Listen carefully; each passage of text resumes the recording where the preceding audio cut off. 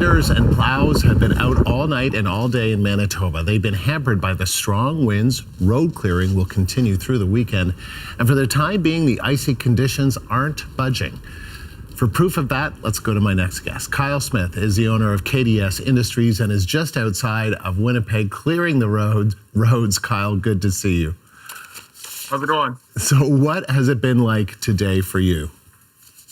Oh, it's been hectic on our end. We were going to start last night, but the wind blew us over, and then we're working during the day today, into tonight, into tomorrow, and we're just going to keep pushing on through.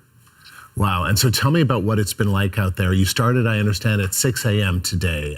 That's a really long day. What are the conditions been like? What have you been having to do?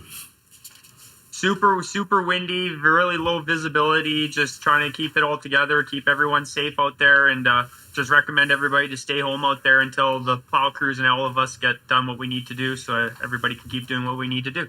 How challenging was it for you to just even see the roads in front of you? I mean, some of the images we're seeing, it just looks like whiteout conditions. Going 50 on the highways in 100 zones, taking my time. It's not fun out there, but just safety is our main concern and priority here. And lots of cars in the ditch. Yeah, I was going to ask you about that. Yeah, tell us. Lots of cars in the ditch. What did you see? Yeah, just lots of cars in the ditch. There's like barely any visibility, so it's hard to see. And you're driving, then all of a sudden you come up to like a big snowdrift, so you don't really see it coming. So it's pretty dangerous out there. Yeah, that must be really tough. Did you see people kind of just stuck in the ditch and yeah, everywhere you go on the highway, there's just cars left, right, and center. Wow. Some sections are better than others because it opens up in areas, and then you get a big windrow through a section, and you don't realize it's clear one section. You come up to the next section, you're in 5 feet of snow, right? Jeez. So you've been doing this for a few years. Is this just another storm for the people of Winnipeg and southern Manitoba, or is this a big one? This would be pretty much what we missed in November all at once. Wow, all at once. And so you're going to be busy. And so what are the conditions like now? Has it gotten a little better or? Yeah, it's lined up. It's still windy out there, but it's nothing like it was last night. We could feel it all the way through the house last night. It was pretty crazy out here.